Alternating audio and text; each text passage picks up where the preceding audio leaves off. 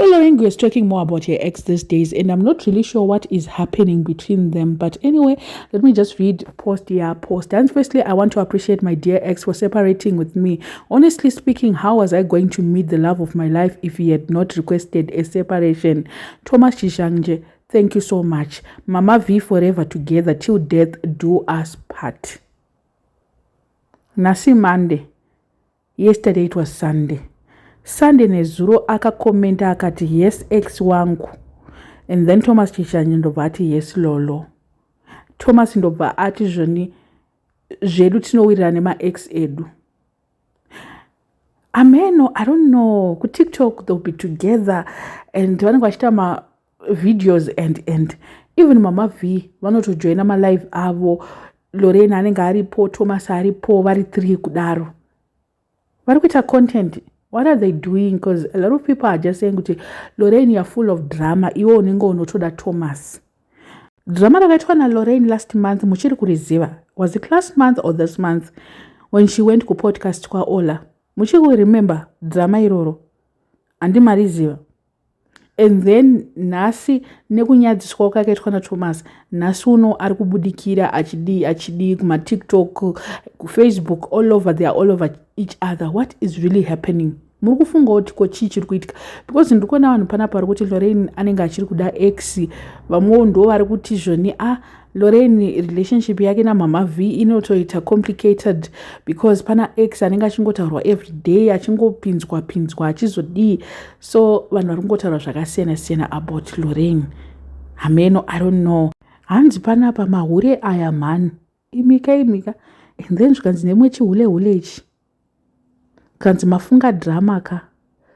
Welcome to Zimbabwe where Mama is called a boyfriend. Chinekwe wonder shall never end. Imi kuti Mama V is acting naye muda kuti Mama kuita sei anonzi admire etozviziya, but anyway kuti Mama V muda kuti ati admire regai tisiye mwana ipapa tisanyanyo ushu. And then Lorraine ari kuti yowe vanhu vanoda nyaya ndati. And then Thomas wacho zvikanzi apa ndakaita loss.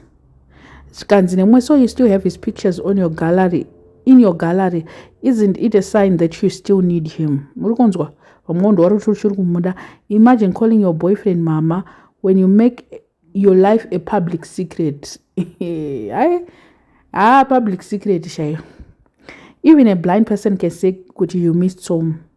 That word wangoti Mama V chete case closed. Mukuda na Thomas wako zva Mama V ratova drama. Most of the people are saying kuti Lorraine still loves Thomas. Ameno, I don't know. But ndo zviri kutaurwa kunzi Lorraine anenge ane kakuda Thomas kaainako so. Ini Thomas handinyatsomuzwisise zvakanaka. I don't really understand that guy. I'm so sorry. I don't understand him. And I think kuti I've got valid points because I've never met him. Ndongomuona over social media achingoita zvemababy zvekuti chichi. So you'll be joking, but handimboma understanding. And remember kuti content creators knows how to create drama. Kuti wane ma views. Just imagine if Lorraine doesn't post about Thomas or Mama V. Tinge chimuziya kana chinja kamukangamwa kudhara. So imwe engagement yavanenge vachitsvaga. Handii ndiyainzi ndiye first boyfriend yake chichi paye. Amen, pamwe afunga kudzokera kuna Thomas. But ari kuti hanzi I just thank you for kuti wakandiramba.